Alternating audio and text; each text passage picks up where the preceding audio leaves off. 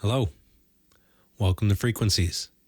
Tuning in to frequencies of human behavior, perspective, and empathy.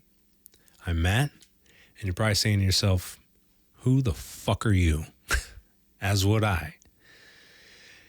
And why should you listen to anything I have to say? You don't have to. That's fine. I get it. I'm not an expert. I'm not an expert in anything. I'm just a normal guy that's been on this earth for 41 years. I've been through quite a bit, and I like to think I have the ability to see connections, and I think my perspective on things is somewhat unique. In short, I'll explain why here in a little bit. But to be honest, I enjoy observing people. Always have. People watching is one of my favorite things to do. We are fascinating animals. We really are. We are incredibly funny. We are weird as fuck. We are extremely dumb as hell, but also obviously extremely intelligent. We're at the top of the food chain for a reason. And, I think we as a society have some major issues. It's kind of what this podcast is. That's kind of what it's for me. I won't be able to fix it. That's not what this is. I'm not trying to fix the world. I don't have the ability to. No one person can.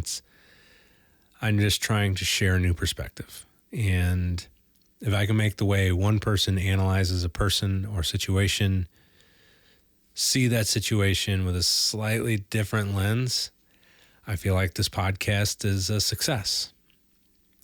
Will it happen overnight? No. One episode? Absolutely not. Probably not the entire duration of this podcast. The show. No, it won't happen. It's impossible. But on this show, I do plan to talk about, some silly stuff on occasion. I want to try to make you laugh, maybe chuckle a little bit. If I can get you to laugh, that's a big win. It's a big win because, laughing is simple, but it's also one of the most rewarding senses of stimulation we as humans can indulge in my opinion. Every once in a while, our conversation might kind of have a little bit more weight to them. Might get a little bit more serious, which if I can get you scratching your head a little bit, maybe get your gears turning, maybe even get you to learn something, that's a giant win. That's a giant win.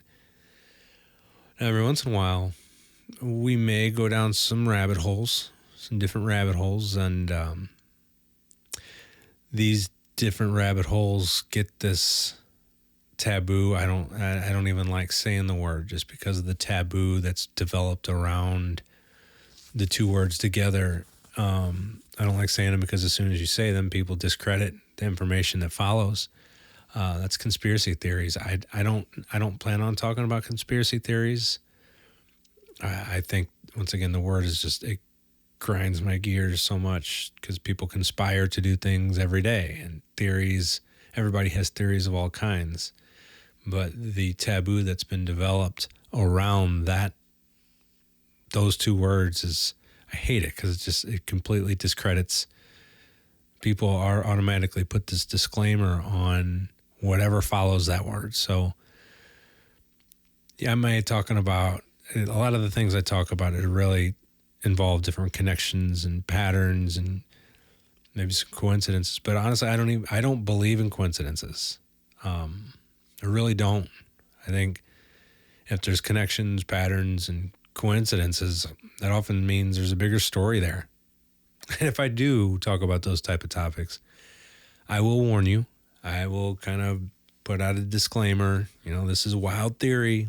It's a bit of a stretch possibly, but the connections have been made for this. So this, this and this and this and this and this. You know what I'm saying?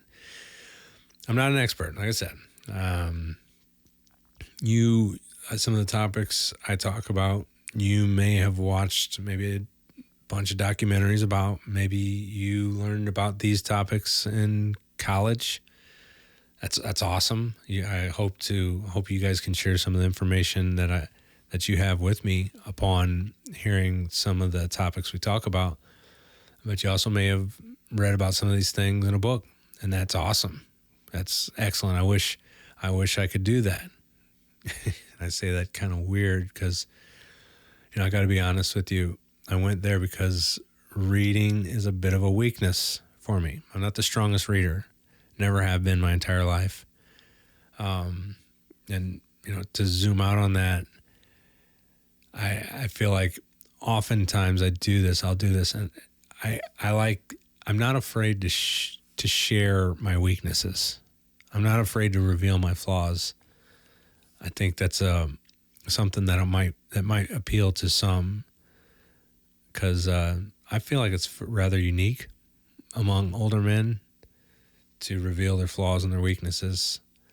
But I'm not afraid to. I'm really not. I think more people should be open about the things that they're not the strongest in, especially men, especially older men. When more men are sharing vulnerable things like that, it could initiate, another guy. Somebody else may say, hey, I struggle with that too. It could lead to a rather stimulating conversation where both people reveal additional attributes about themselves, and they find out, before you know it, they're friends, and both of them end up learning something, and that's a huge win. That's a huge win. So, yes, I do struggle with reading. I can read fine. It's the comprehension issue. I've got ADHD, which makes it hard to stay focused as I'm reading. I lose track. I start thinking about other things, and it's been happening my entire life. But it's primarily because of ADHD, and I say that ADHD because it's somewhat of a controversial topic nowadays, depending on what generation you were born in. It's kind of older generations kind of, I don't want to say too much about it because I'll get into that a little later, but it is somewhat controversial. And, I'm not an expert, but my perspective on things could be interesting to some, considering this little fun fact. So back in 2019, I got sober from alcohol, and it revealed a lot about myself. I found out a lot about myself. I call it, when I got sober, I called it my new brain, because I was, for the longest time, masking with weed and alcohol. And once I quit doing that, I was either smoking weed or drinking alcohol nearly every day, masking everything. So once I got sober, it was revealing what I actually was working with. I had to learn how to navigate life with just what I got here, which has been extremely fun, extremely difficult, but I feel like that has made things a little bit more interesting. And it was at that point, a little bit later, so I got sober in 2019 at the age of 35, but then a few years later, 5 years later, at the age of 40, I knew something was going on, and I got some testing done, and I found out I had ADHD. Pretty sure there's a little more in there as well, but it was eye-opening, to say the least. And that ADHD contributes a lot to why I perceive things a little differently.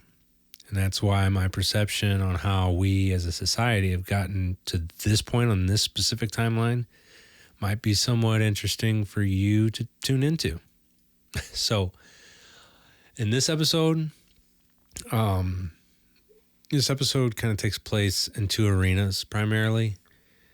Both arenas everybody is extremely familiar with.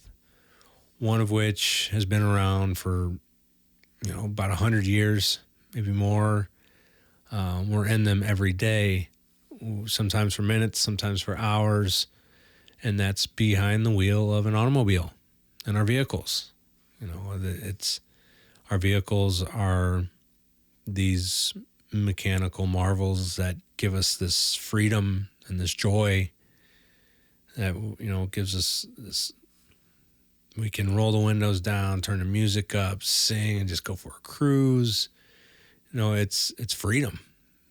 The other arena that's kind of in the topic of the day, it's only been around for about 40 or 50 years, evolving quicker than ever. We're on it every day. If you're listening to this podcast, you're on it, and that's the internet.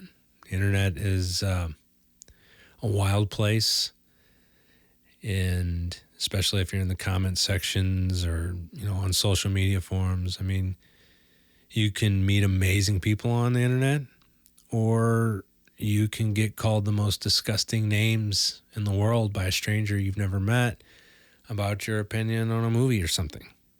It's wild. It's a wild place. But both provide the sense of freedom and exploration and independence, but also provide this shroud of anonymity that makes people feel like they can do or say whatever they want, and nobody will ever know how big of a piece of shit they are. At least, that's what they think. That's what we're going to talk about on this episode of Frequencies. Let's tune in.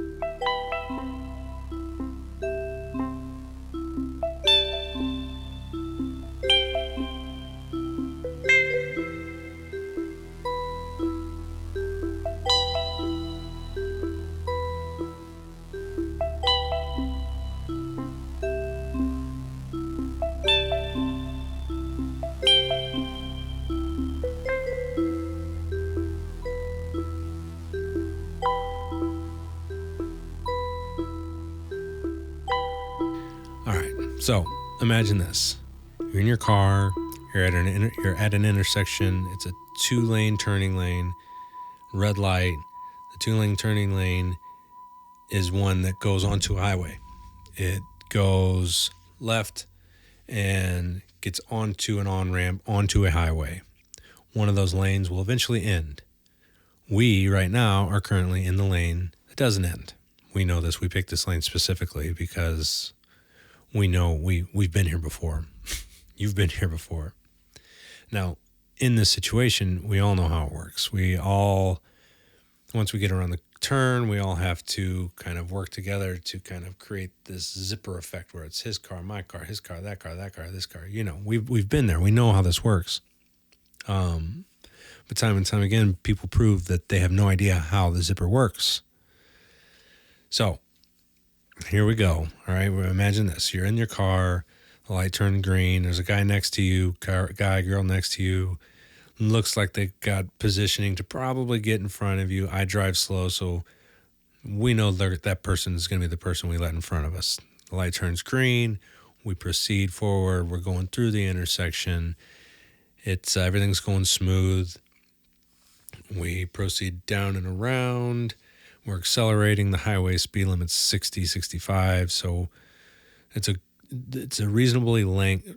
The on-ramp has a good length. So, but the other lane ends within a short amount of time. I don't know, 75 yards, 50 yards. I mean, things happen quick.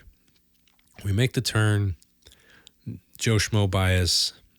They're taking the position. It looks like they're gonna look. They're in front of us. They turn their blinker on.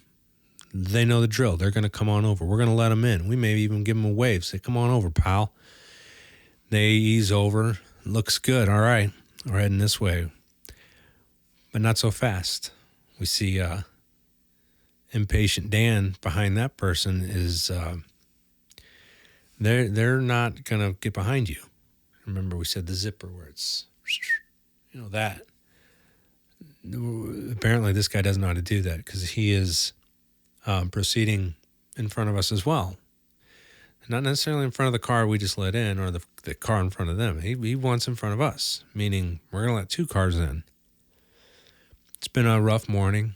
It wasn't the greatest morning. We got into a fight with the kiddos. Like, they didn't eat their Cheerios, all that bullshit. We're not in the mood to let this guy in. We're just not. I mean, my pace is on a good pace here. And he's not only that, he's aggressive. He's coming over. He's like, "Come on, let me in here." Well, time is ticking. Clock is ticking. Time is running out. We're accelerating 45, 50 mile an hour. His lane is ending really soon. His left wheel starts hitting that vibrating wheel shaker, scary noise. I mean, he's jumping. He's scared. They're scared, and he's mad. You could see him. He's yelling. He's looking back. He's flailing his arms around.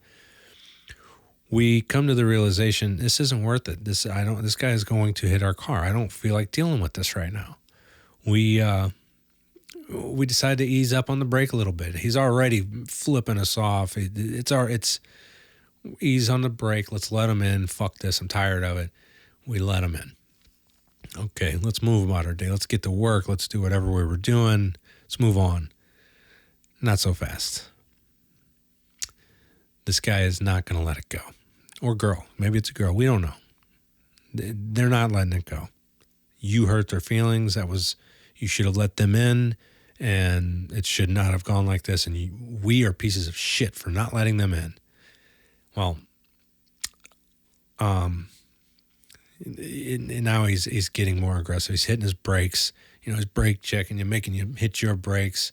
He's flipping you the bird. Birds are flying. You can see him looking in his rearview mirror. He's saying bad words. I'm not dealing with this. So you know what? Let's get out of here. I'm gonna get in the left lane, slowly accelerate past him. I don't feel like dealing with this. We get in the left lane. He gets in the left lane. He's not gonna let you over. He's like, "No, you can't pass me up, pal. Your day's ruined. Look what you did to my morning." He continues to hit his brakes. I mean, this is a whole thing. He does not want this to end.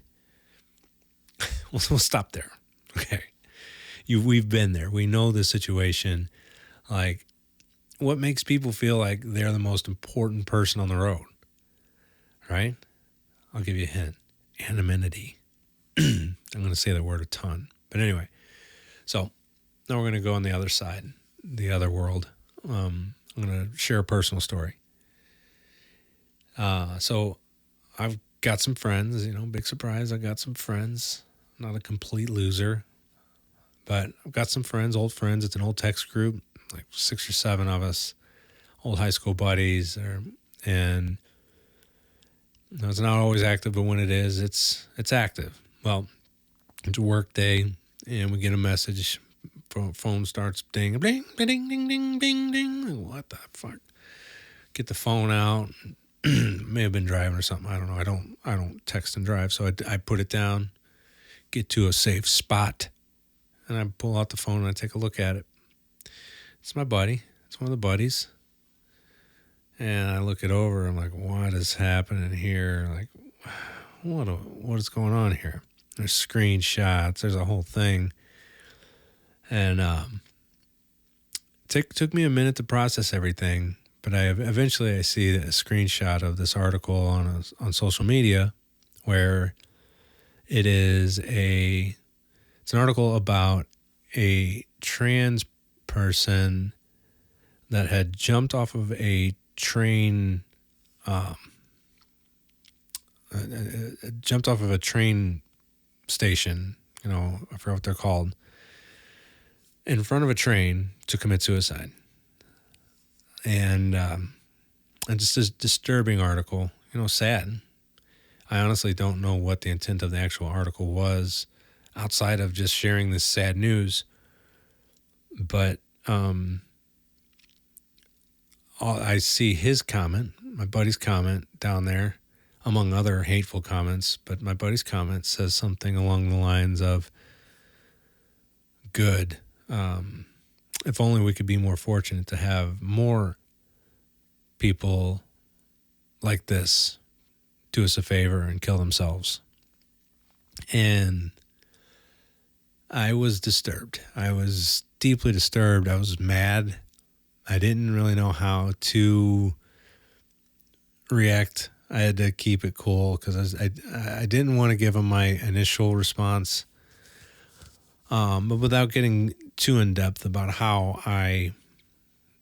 we dealt with the situation, it was a concerning conversation to say the least. And we, among many things, one of the things he said was, you should have saw all the other comments. My comment wasn't even that bad. Everybody in there was saying mean stuff like that. My comment wasn't even that bad.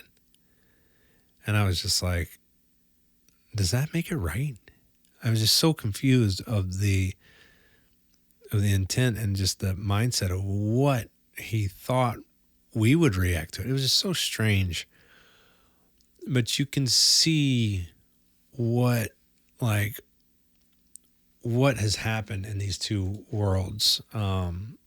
They're similar, right? So there's one more angle I want to attack this from. I want to talk about it from, and it's the feeling of being like one of many. Like if you're at a concert or a parade of some sort, maybe something like a bystander kind of hesitates. Somebody drops something and people are hesitant to help and like just watch the person struggle picking up all the shit, these negative type of situations. On the flip side, it happens positively where, someone steps forward and anonymously does something good, returning a lost item or paying for someone's meal or intervening quietly, something along those lines. It kind of in the same realm.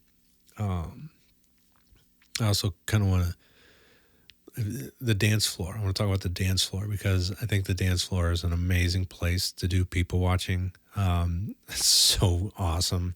Usually it involves alcohol and people with alcohol are ridiculous. I think it's hilarious. I love you all, but you know what I'm saying. You know what I'm talking about. But like on a dance floor, there's how things kind of evolve from nobody to a dance floor, right? But it starts off where it's usually empty until that one person gets out there. One person's out there busting a move. They're all by themselves. They're in the jam. They're feeling it, and nobody else comes out there yet. That's people are kind of discussing. Like maybe we should go out there. I don't know. He's the only one out there. It doesn't just happen. But then somebody else will eventually go out there and. They make eye contact and they're like, yeah, all right, we're here and we're dancing, we're doing this. And, eventually like a little kid is out there dancing and the mom goes out there with the little kid. So you got 4 or 5 people out there and before you know it, like, the dance floor is popping. It never just happens like this. It's a slow evolution of people slowly revealing their weirdness and what they're willing to do. And eventually, the bar is set and it's like, all right, let's get weird. And it goes down. It's fascinating. I love it. But, historically, psychologists have noticed these same patterns long before the internet or the car existed. And they wanted to know, like, what actually happens to empathy when identity fades. So let's go back. Let's think about how we got here with the automobile, on the roads. And back in the 1900s, you got Henry Ford and the Model T and the mass production of the automobile. It created this new age of independence with the ability now to work miles from home to explore. People could now live farther away from their homes. It created this freedom. They could get in their car and they've got this time. Nobody's around.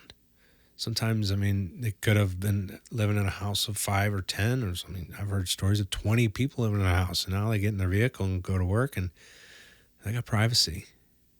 Wow, It's freedom, but it came with physical isolation. The cabin of the car became like our personal bubble, moving, private, and sealed from judgment.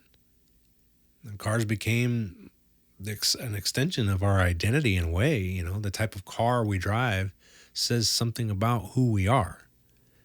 If you've got a sports car, a yellow Corvette, you're the yellow Corvette that likes to drive fast, and you want to be seen. It can be a little red SUV, a family SUV, or a minivan, or it can be a big white truck with balls hanging from the tow hitch. You could be that guy if you want, but that's an extension of our identity. We're no longer us. It's no longer Matt. I'm now red SUV person driving red SUV. That's how everybody else sees me. Now, to kind of bring it into the internet and modern connection, many content creators now even record from their vehicles. If you look at some of the content creators, a lot of them are in their vehicles when they're recording. Not everybody, obviously, but a lot of them are in their vehicles when they're recording content because it's an easy, safe place to kind of get some privacy from everyone, their family and everybody. And it's that same comfort to say what you want, when you want, and nobody's around. It echoes that psychological effect of anonymity. It's there's a reason why people pick their boogers and talk so openly in cars. And that's because the automobiles is the last private space in public. I think I read a fact that it's like really picking your nose is like one of the most common things people do in the car. It's because they got that privacy, So let's move over to the internet. Let's talk about the internet. Back in the 1990s, it really blew up. I think it came up officially in the late 80s, but in the 90s, it really blew up.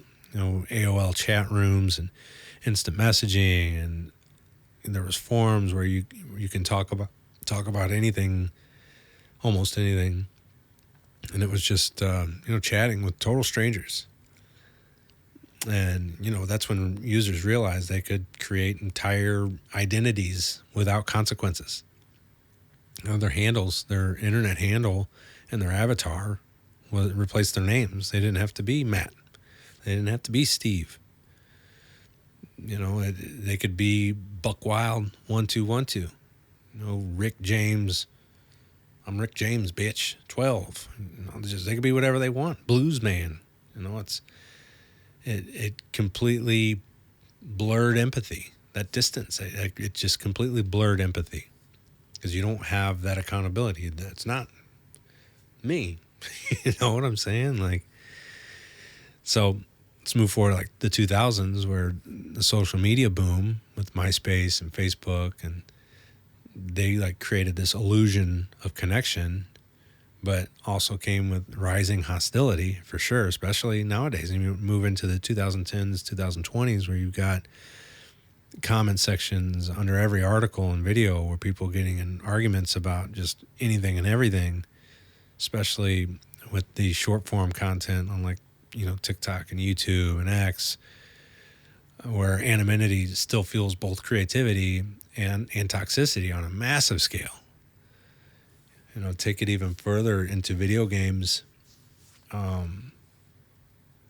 There's Roblox is facing lawsuits because that really close connection. You can talk to people in the game, and it's hopefully something happens with the Roblox situation, because it's extremely disturbing what's happening. It's firsthand connection, voice connection to our youth, and I go back to the algorithm, the social media stuff. I mean, these platforms reward these intense reactions and comments. They want the fight.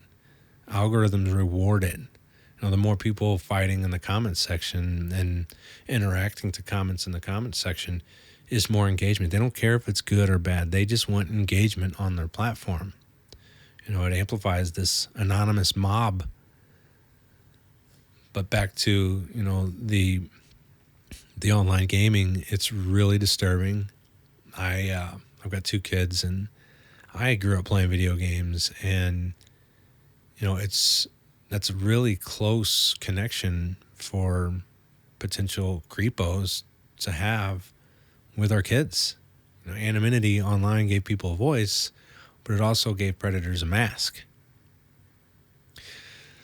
So, like I said, I'm not an expert. I've said it a million times already, but scientists have been aware of this for centuries. And researchers have been doing studies on anonymity long before the internet, and long before traffic jams, just trying to understand what happens when the self dissolves into a group or hides behind a role. And there's a term for it. It's called de-individuation. And that's when personal identity is obscured, leading to impulsive or aggressive behavior. The observations the scientists often made were that humans behave differently when accountability fades. The same pattern appearing in almost every setting, from lab experiments to digital threads. Empathy fades when accountability fades. So there's a lot of experiments on this, some of which they're streaming online. You can find them. They're well documented. One, for example, is the Stanford prison experiment that was conducted back in 1971. Interesting little experiment. This is all filmed. Like, they built this model prison, and they had, I think their college students come in as volunteers, and then half of them were split into guards, half of them were determined prisoners. The guards got uniforms and became guards. And within a rather short amount of time, roles were quickly changed. Those roles quickly changed their behavior. The guards, stripped of personal identity but given power, became cruel within days. The uniforms and authority blurred empathy and magnified aggression. It's just like the road rage and the online trolling. When roles and separation justify actions you'd never take face to face. It's exactly the same. But they did if you watch the documentary, you'll find out that the experiment was somewhat flawed. There was a little bit of staging happening. I don't know if that's the right word, but the experiment was somewhat flawed, but it still showed true to, a lot of this. A lot of the guys wouldn't have changed too much, but you have to watch it. The Stanford prison experiment. Another experiment was Milgram's obedience to authority experiment. And this was conducted back in 1961. And this is an experiment where participants believed they were delivering a painful electric shocks to strangers. I didn't know much about this one, so I had to do a little bit of research into what it was. But in this experiment, there was a teacher and a learner. 2 people would come into this interview process. One of them was an actor.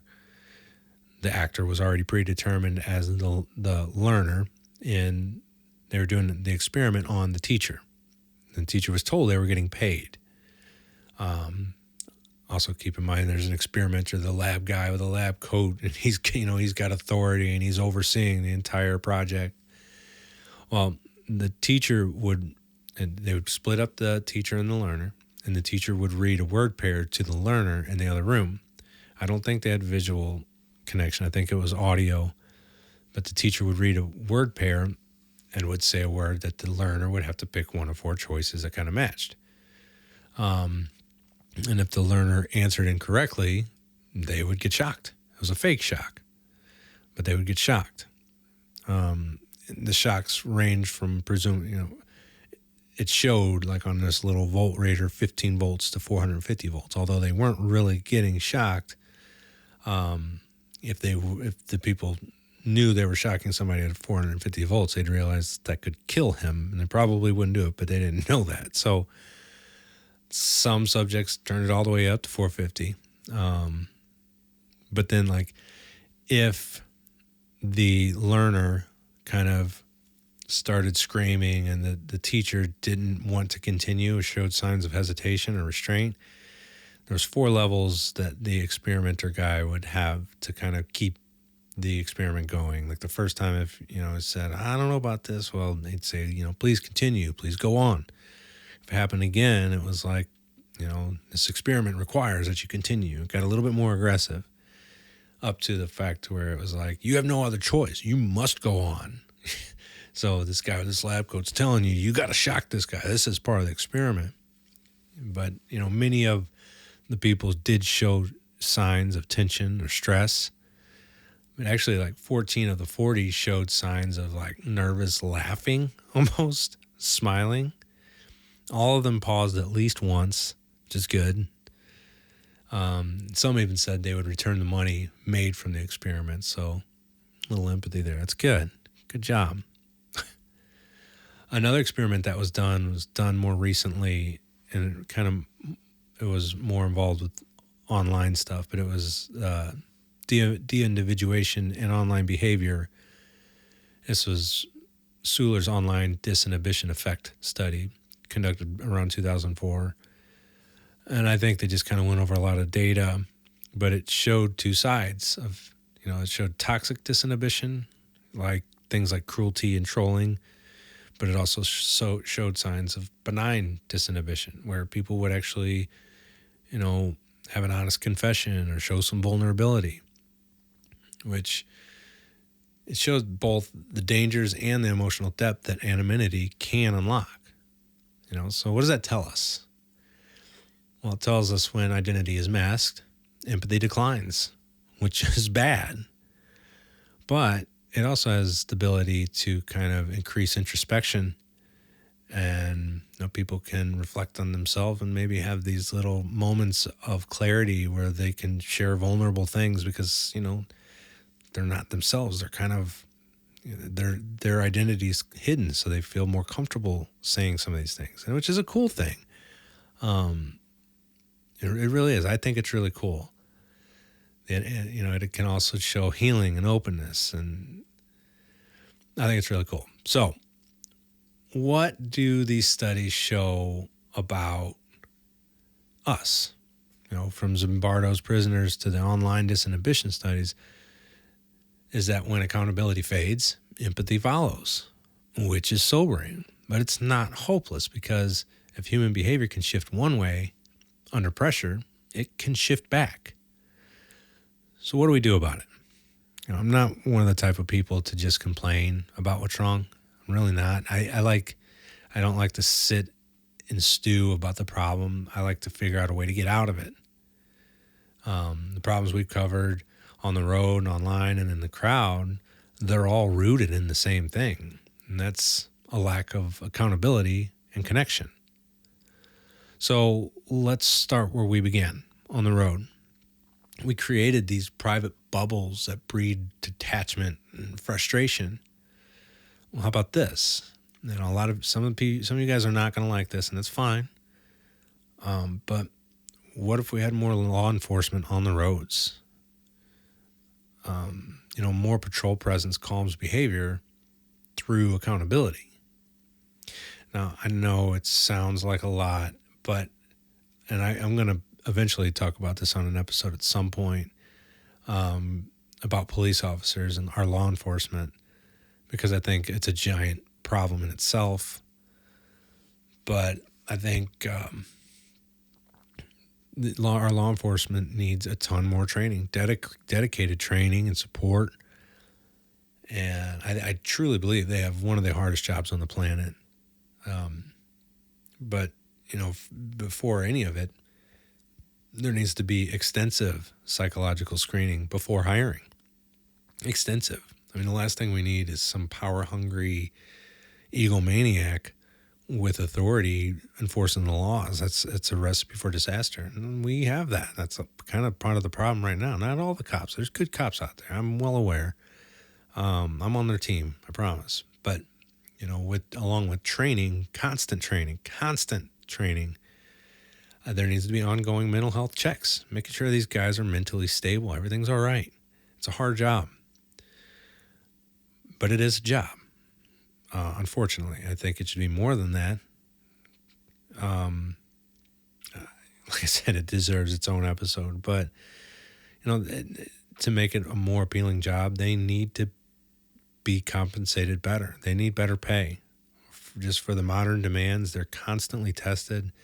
But if we get some more police officers on the road, it's going to increase accountability, hold people accountable for their actions, and we might get some results. But even more important than that, I think we need to take a long look in the mirror, Now, drive like people are watching. Small acts of generosity, just let somebody merge. Give them a thank you wave. Every once in a while, just take a breath. It goes a long way. But maybe just try to see the other person as a human, not just a yellow Corvette or a black sedan or a giant white truck with balls on the tow hitch. It's a person. It's a person that has gone through something that day, and we don't know what they've gone through. So, and what about the internet? Online things are a little bit more complex, I think. There's way more roads, way less visibility, at least for now. And because anonymity enables both creativity and cruelty, unchecked freedom can potentially lead to harm. But what can we do? I think we need to require identity verification a little bit better, stronger profile screening for certain platforms, for sure, especially youth-oriented spaces. I mean, it's critical. We can't have predators just click and create account here and having the ability to talk to our children. That needs to stop. We need to also potentially develop a regulated digital safety agency. It probably exists in the government somewhere, but at this point, our government is compromised, in my opinion. Sorry, that sounds bad, but maybe it needs to be a nonpartisan government agency, or maybe even a third-party entity monitoring platforms for children and predatory behavior. That's their job. That's all they do, is monitor these platforms.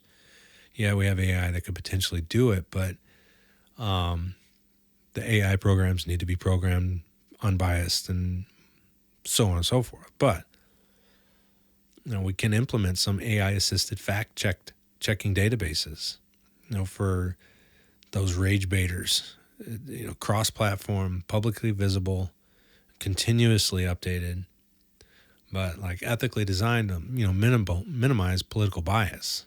And I know this already kind of is happening, but it's bias. It's super bias, depending on who is paying the current administration and whatnot. It's biased to whoever. But we need to maybe encourage platforms to include optional credibility scoring, for repeat misinformation or harassment. If you post misinformation, it's a score. It's a shot against your identity, your online profile. But again, just like the automobile, I think most importantly, we just need to start holding people accountable. The internet is really, truly the wild, wild west. And just the keyboard cowboys are just running wild. So what can we do online? Well, it's tough, but maybe just don't respond to hostility with hostility. Just a quick, simple fact check before sharing emotional content would be helpful. Just know that words online are still actions. And remember that there's a human behind every username.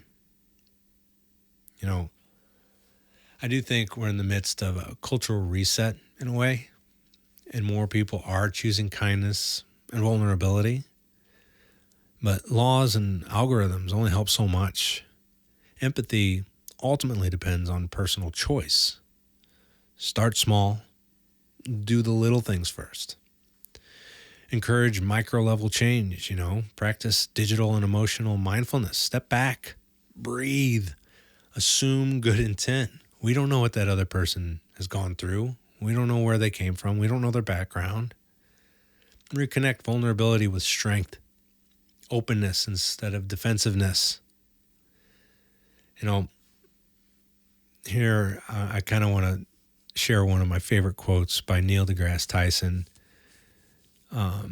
just because I feel it's relevant to this part of the story here. And that quote is this. Neil said, "It's okay not to know all of the answers. It's better to admit our ignorance than to believe the answers that might be wrong. Pretending to know everything closes the door to finding what's really there." I absolutely love that. I really do. So as a closing thought, just know that accountability doesn't just come from systems. It starts when each of us decides the glass, the screen, or the crowd doesn't have to separate us, because kindness and awareness break through anonymity better than any law ever will. So that's it. That's our first episode, debut episode.